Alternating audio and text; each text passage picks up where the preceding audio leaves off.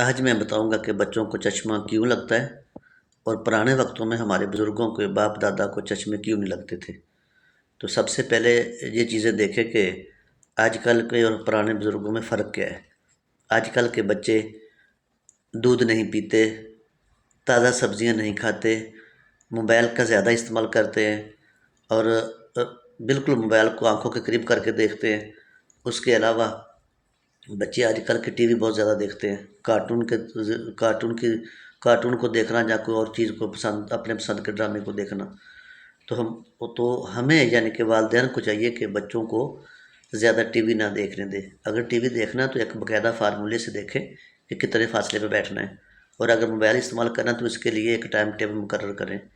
پرانے بزرگ آج بھی بغیر چشمے کے قرآن پاک پڑھتے ہیں، انہوں نے یہ کام نہیں کیے ہوئے۔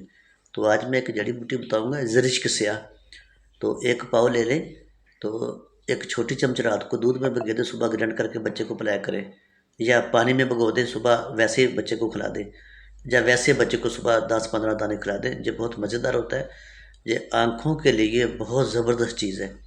یہ عقاب پرندہ شاہین کھاتا ہے، تو ہزاروں فٹ اوپر اپنے شکار کو جب زمین پہ دیکھتا ہے تو اس کو چھوڑتا نہیں ہے۔ تو یہ بہت ہی کارآمد چیز ہے، اس سے بچوں کا چشمہ مکمل اتر جاتا ہے۔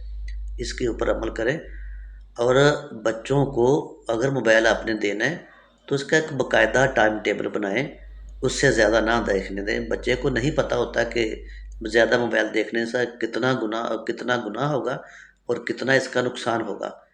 اور اگر بچے کو موبائل دینا ہے تو اس کی نگرانی کریں کہ بچہ ہمارا موبائل پہ کیا دیکھ رہا ہے۔ یہ نہ ہو کہ بچہ کسی معاشرتی برائی میں، معاشرے کی بہت ساری برائیاں، بیماریاں ہوتی ہیں، ان میں چلا جائے۔